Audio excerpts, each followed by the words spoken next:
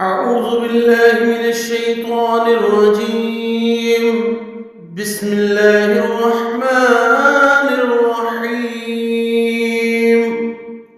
الرحمن علم القرآن خلق الإنسان علمه البيان.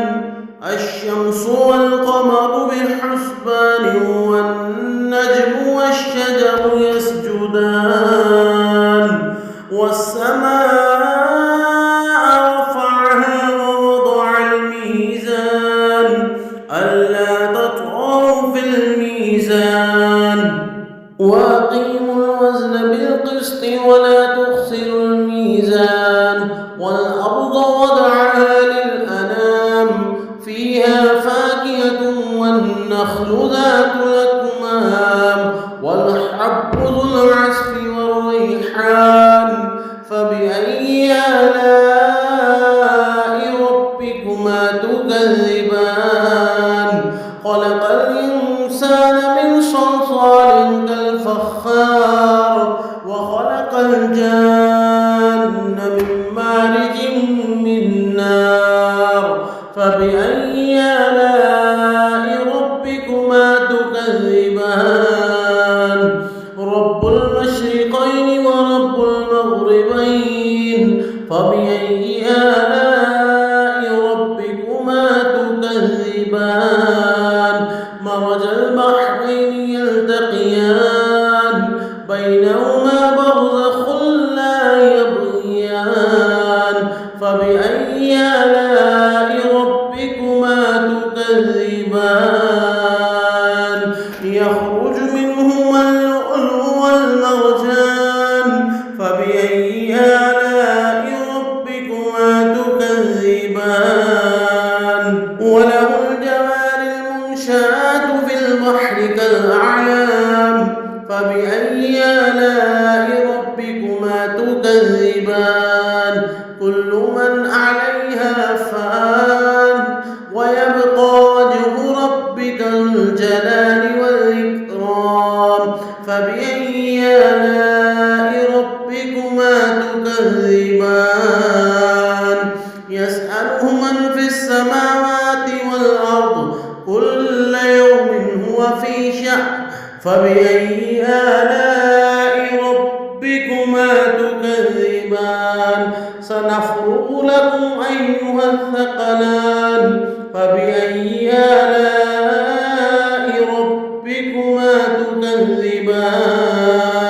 يا معشر الجن والإنس إن استطعتم أن تنفذوا من أقطار السماوات والأرض فانفذوا لا تنفذون إلا بسلطان فبأي آلاء ربكما تكذبان. يرسل عليكما شواظ من نار ونحاس فلا تنتصران فبأي آلاء ربكما تكذبان.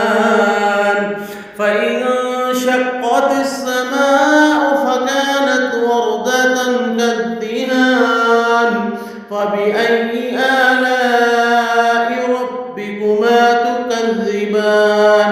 فيومئذ لا يسأل عن ذنبه إنس ولا جان فبأي آلاء ربكما تكذبان.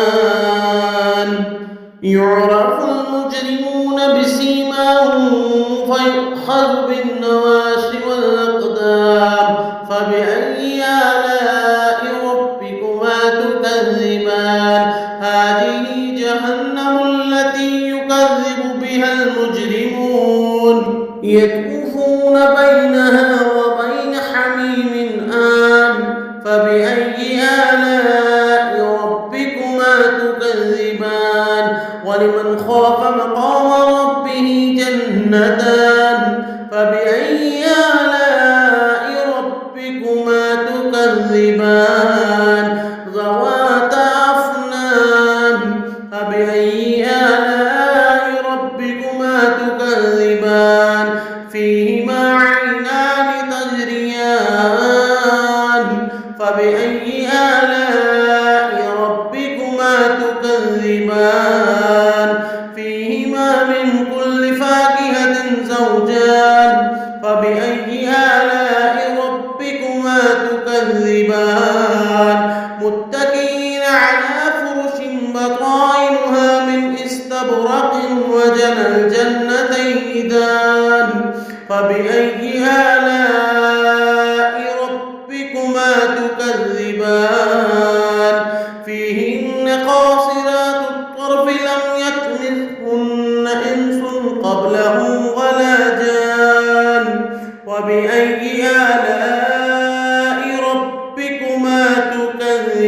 تكذبان كأنهن الياقوت والمرجان فبأي آلاء ربكما تكذبان هل جزاء الإحسان إلا الإحسان فبأي آلاء ربكما تكذبان ومن دونهما جنتان فبأي آلاء ربكما تكذبان مدهامتان فبأي آلاء ربكما تكذبان فيهما عينان نضاختان فبأي آلاء ربكما تكذبان فيهما فاكهة والنخل والرمان فبأي آلاء ربكما تكذبان فيهن خيرات حسان فبأي آلاء ربكما تكذبان حور مقصورات في الخيام فبأي آلاء ربكما تكذبان لم يطمثهن إنس قبلهم ولا جان فبأي آلاء ربكما تكذبان متكئين على رفرف خضر وعبقري حسان فبأي آلاء ربكما تكذبان تبارك اسم ربك ذي الجلال والإكرام صدق الله العظيم.